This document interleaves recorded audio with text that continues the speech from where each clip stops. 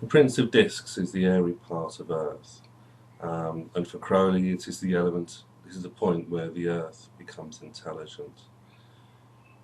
He's this, what's striking most about this card is very much the symbol of the bull that is there. Now the bull is pulling the chariot.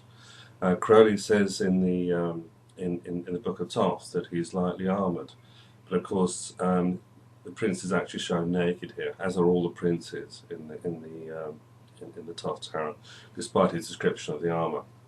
It's a bit of a kind of red herring there. Obviously they changed their mind at some point as to how they're going to depict the princes.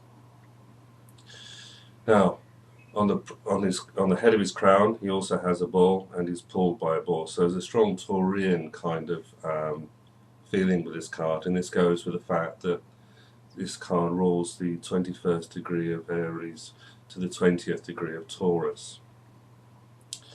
It's a card of immense power and control. In his left hand, he's holding a disc, which resembles a globe marked with mathematical symbols.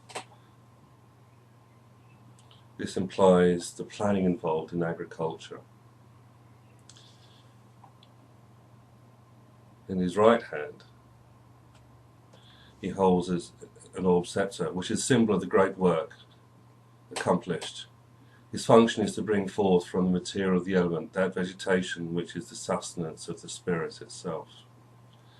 So this is very much distinct from the Prince of Swords, which is the airy part of air and all over the place, and there's random thoughts and no planning, no ideas.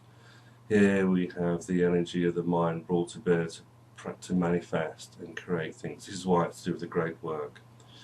And he describes this card as the great energy brought to bear on practical matters. The great work is very much to do with the holy guardian angel and the symbol of spiritual work in general.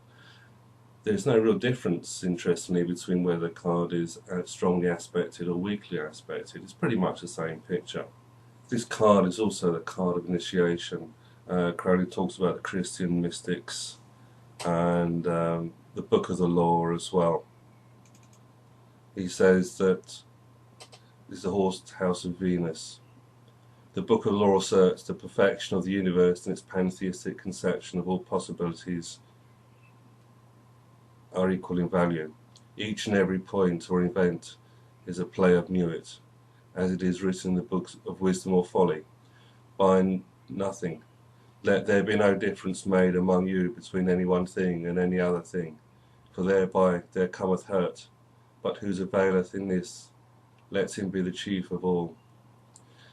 So he's actually making this card seems quite agricultural, but for Crowley there's a very strong message here of the word made law, if you like. It's to do with the Hierophant that comes into this card as well, because the Hierophant is very much to do with Taurus and the second house. So these are values and principles that come into contact with this.